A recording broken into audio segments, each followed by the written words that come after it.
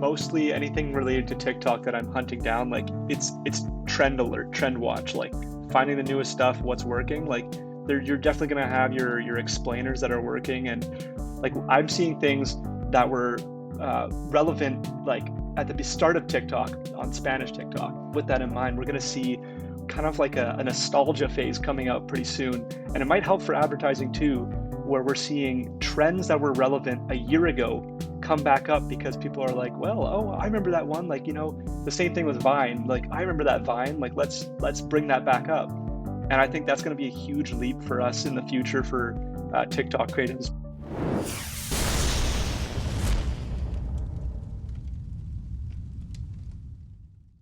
OrderGroove's subscription platform enables merchants to rapidly scale recurring revenue, deliver a superior subscriber experience, and maximize subscriber lifetime value. Leading merchants utilize OrderGroove's powerful tools, promotions, and AI-powered personalization to drive subscriber enrollment, optimize subscriber retention, and increase average order value. Visit ordergroove.com/DTC to request a complimentary audit of your existing or future subscription program. Hello and welcome to All Killer No Filler. I'm Eric Dick, and today we are talking TikTok with Spencer from Pilot House's TikTok team, as well as Sam and Kyle from Helmkin, who currently run D2C's TikTok ads you may have been lucky enough to see. So let's just start, Spencer, with creative testing. I know, we're just constantly testing a lot of iterations on the D2C side. What are you finding right now as your sort of best method for creative testing on the TikTok platform? Yeah, and from like creative testing is obviously huge across any platform. But then coming from like Facebook over to TikTok, you kind of really have to adjust for the platform. And I've kind of really started to hone in on like what that creative testing looks like versus on something like Facebook. Like on Facebook, we take so much. We put so much weight into like what exactly is going into the headline, super concise, make sure it's punchy and catches people's attention, like the copy, what's the structure of the copy. On TikTok, it's just not quite the same. I haven't seen headlines really affect stuff too much. It seems like people like numbers, like that kind of stuff to put in the copy. But I've been adjusting my creative testing strategy to the creative, yes, but more so focusing on specifically the audio within that creative, and then even more specifically the voiceover within that audio. So the different songs and popular songs and audios also huge to test on TikTok, and you definitely should. But I've started to take that testing strategy that we would typically do in like headlines on Facebook, and then translate that to just like a hard voiceover on videos. So think, okay, I have this base creative. I'm now just going to record 3, 5, 10, however many you want to voiceovers, just hitting on different selling points, on different pain points, and just put that over top, and then use that voiceover as the contrast test that you would usually use in headlines.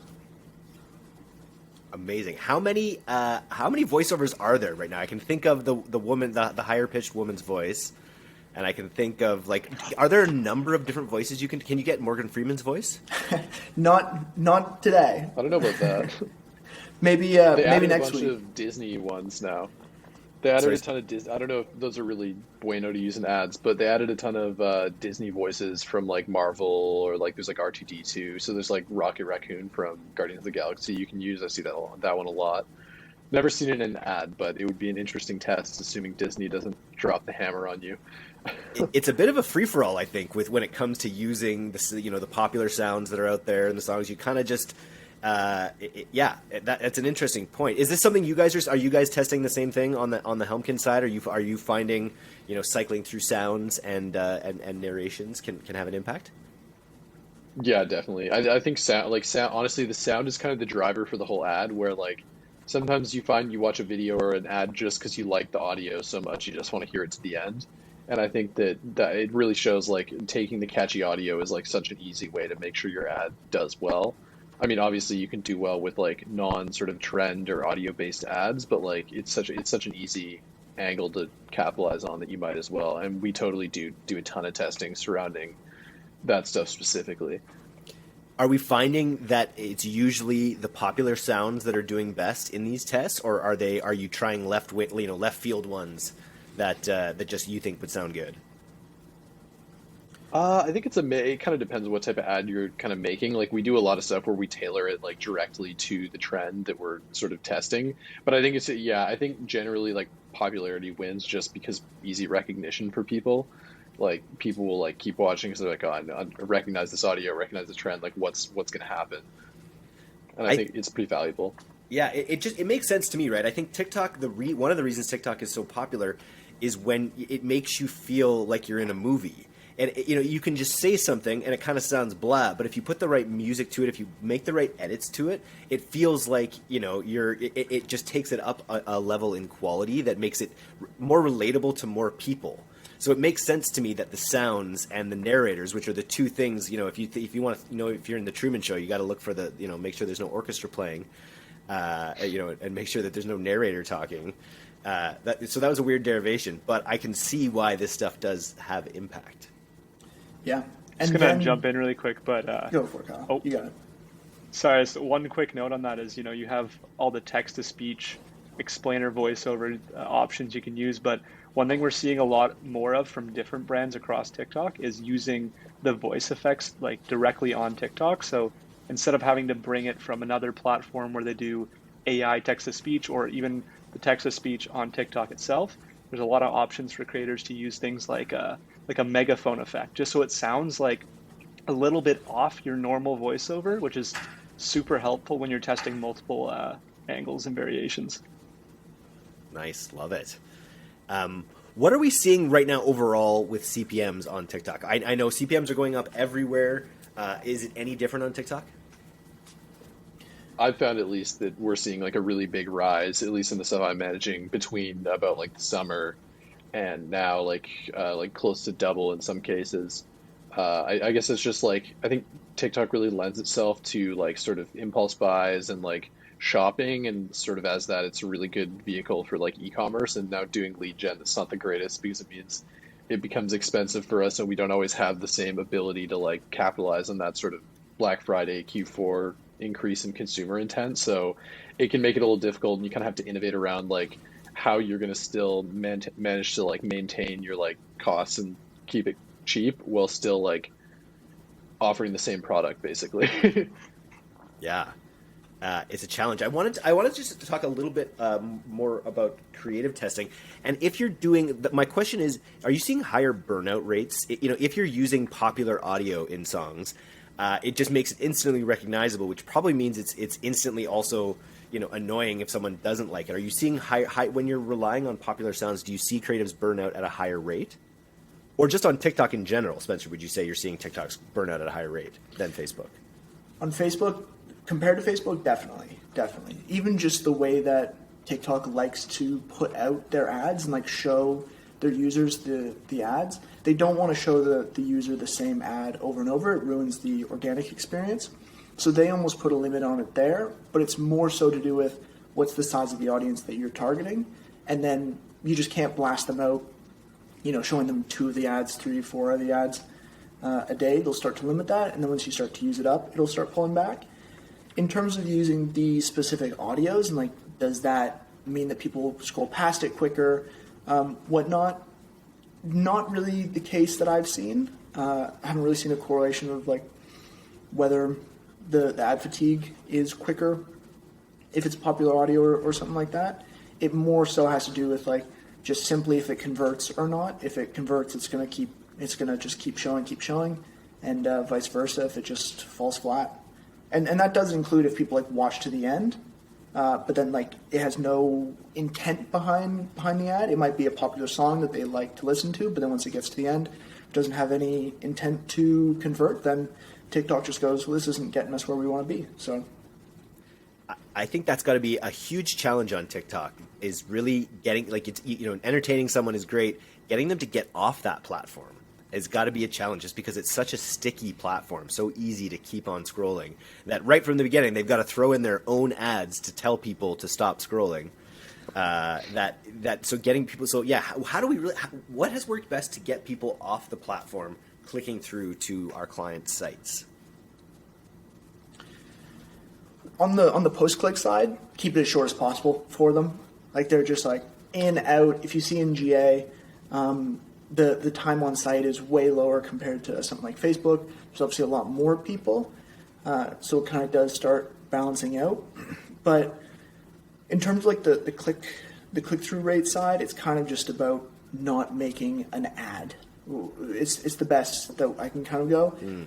Not make an ad, make it feel like it's actually something extra that you're speaking to. You're still like speaking to the audience from like the tone of like they obviously know it's a product, but it's adding something, and then once at the end have like a soft CTA at the end to hopefully get them to come on through to the site, just at least stay for just a little bit, just check it out for a little bit. Nice. You guys seeing the same thing on the HomeKit side? Yeah, we definitely see like a pretty short, like I guess attention span with TikTok users. It definitely on some products we tend to, and clients will use like a lot of SMS and email follow up on the leads that we collect, just get them to come back, finish the form, or like complete like a higher intent action. We kind of, I don't know, we find that boosts our performance a lot, especially on stuff with a bit of a longer tail and a bit more of an aggressive process to actually sign up for it. But also I totally agree with what Spencer said when it comes to like on the ad side, you're going to have like, you don't want to like cut people off at the start, but then you also need to like gently sort of tell them at the end, like, hey, this is an ad, you need to buy our stuff. But you can't like take them out of the like experience too much, otherwise it's kind of jarring and just they'll skip it. Ever feel like you're building the plane while you fly it and doing it all while blindfolded? If you're a D2C e-commerce company, we can promise you're not alone. That's why the team at Bainbridge started compiling benchmark data specifically about direct-to-consumer online retailers. Get weekly D2C benchmark data from a group of publicly traded companies curated by Bainbridge, delivered straight to your inbox. See exactly how you stack up and make more data-driven decisions. If you're going to build it while you fly it, at least take off the blindfold. Get D2C benchmarks delivered to your inbox. Sign up at bainbridgegrowth.com. Yeah. It's such an interesting platform for the way that brands are approaching it. Have you guys seen any interesting examples of sort of non-ads? Have you seen interesting ways that creators are integrating brands in a more native experience? Yeah, I mean the main example there would be something like Duolingo. Pretty good brand to note just because of their organic game. And it's not even just not even just like what they're posting, the content, like even their comment moderation. And you see a lot of this with like a lot of sports teams too. They're going into random posts that relate to them, like their niche, and just commenting something like nice, or like Duolingo, for example, will comment kind of like somewhat threatening comments just to have people like, did Duolingo's account just say that? Like to get them a little more involved. And it's super brilliant marketing, but I think like it's definitely a cool way to go down comparing it to something like Instagram or Facebook. Yeah, really interesting approach. And then I feel like with all these platforms, when you have a stronger organic game, it makes your advertising more effective quite often as well when you build on top of that. When Duolingo runs ads, do you think they're running it from that page? Or I guess it's different with TikTok, right? Where you're not actually running it directly from a page like you are in Facebook. I've actually seen their ads. So you are able to now run them through pages. There was a little while very early on where you couldn't do that, and then it became harder. And now they like pushed aggressively in the ads manager. However, Duolingo, it's interesting. So like I follow their TikTok obviously, and I've started getting ads for them. Their ads are nothing like they're just very like normal, like download our app, like this is how you learn languages for free type thing. It would be interesting to see how their sort of like organic social presence would like translate if they did advertising with that. I'd be really curious to see. I think it would do well, especially if you're targeting people who follow their page. Totally. The ad that I see that I see all the time is the Sasquatch soap one. And I feel like their copy is insane. Their copy is so good. And I think what they do really, really well is they get into men's heads. And they just, with this idea of like, if you smell better, a woman like this will want to smell you, kind of thing. And I think they're really good at getting at that mindset. It's kind of the same angle as Axe. Yeah, well, Axe did it a different. Yeah, I guess Axe did early days. It's the same. It's like the same.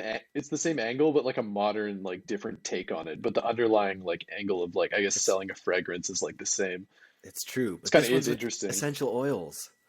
It's the anti-axe, which is great. But it's axe. That's great for the times we live.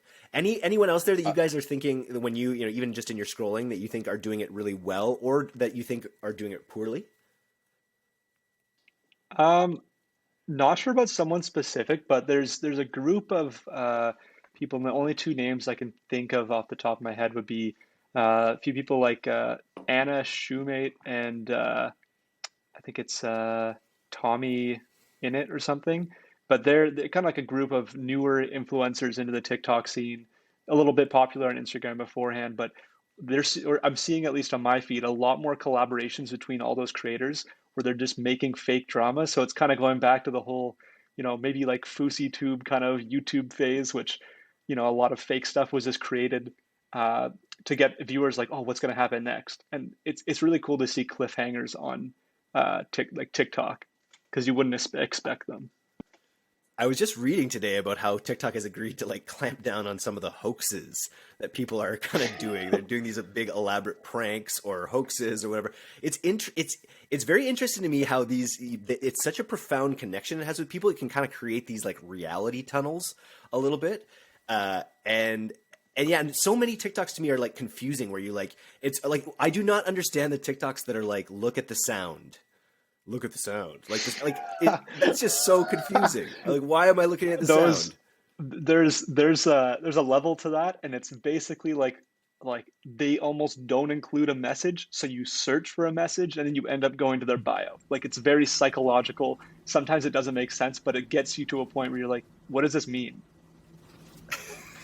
And then just because Wow, enough that's people are pretty meta. engaged on it, then it just keeps going to Yeah. more and more people. And everyone's like, "Whoa, everyone's talking about something here.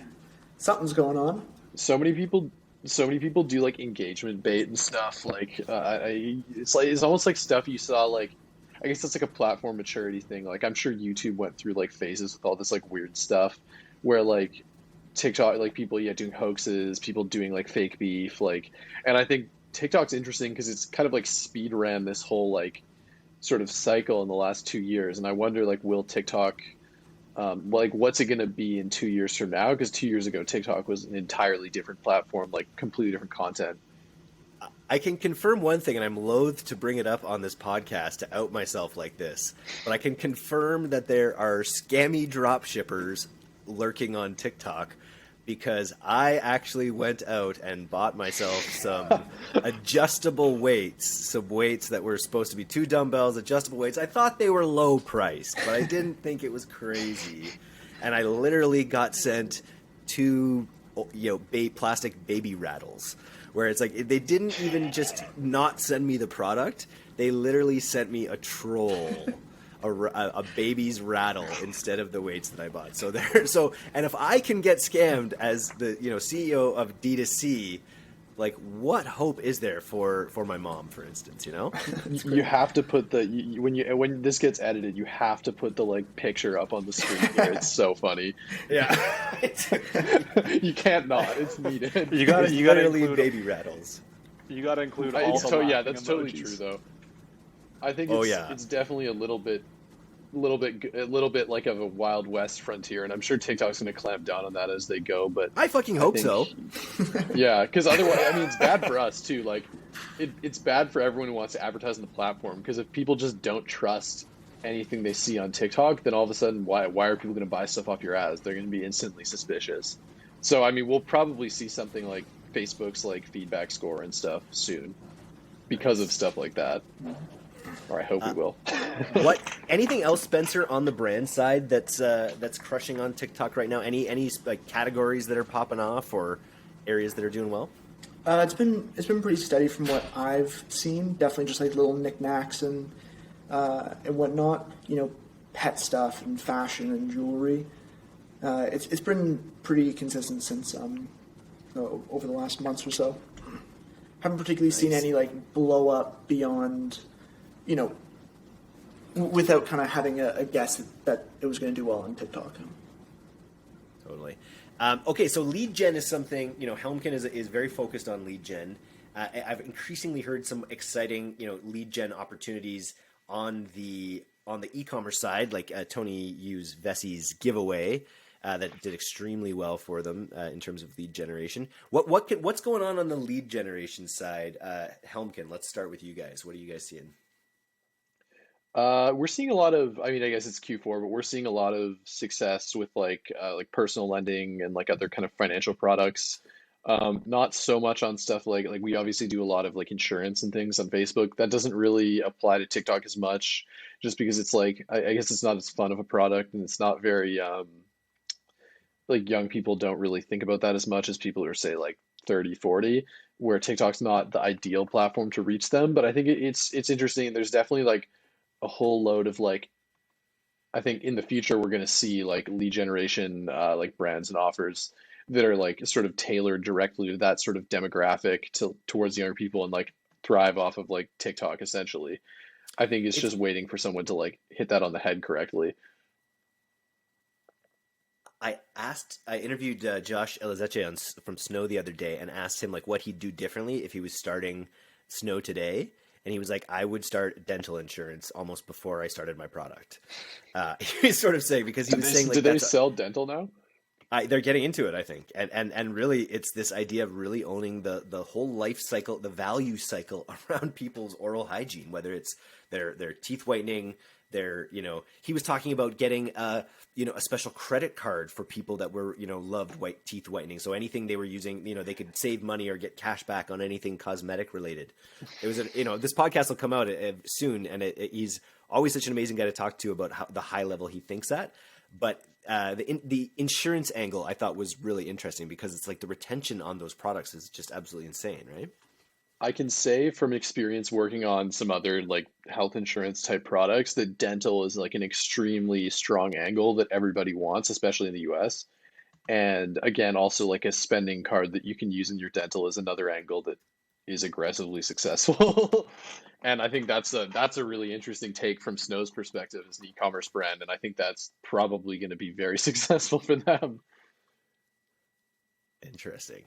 KJ, I gotta while we have you here, you're pumping out so many great creatives for the D2C team. Are the insurance leads getting as many high quality creatives as well? Like, how engaged are you in this creative process? I mean, yeah, for the most part, like I'd say mostly anything related to TikTok that I'm hunting down, like it's trend alert, trend watch, like finding the newest stuff, what's working. Like you're definitely gonna have your explainers that are working, and I can't say I'm doing a lot of stuff on other products right now that's like TikTok related. We're working with some other people for that, but I think just for finding the newest stuff, it's always a challenge.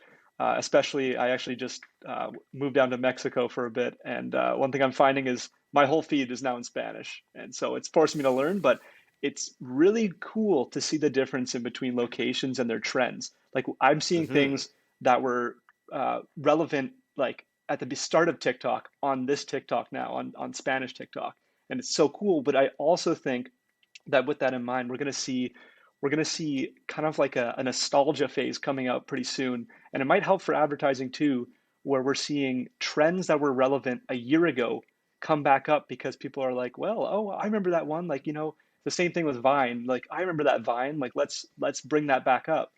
And I think that's going to be a huge leap for us in the future for TikTok creatives. But honestly, it's about taking an audio and making it your own. Nice. Great idea. Well, why don't we finish with that today? Thanks for coming on to Chat TikTok, guys. We'll have to check back in probably after Black Friday, Cyber Monday to talk about how it all went, especially on the e-commerce side. Thanks, guys.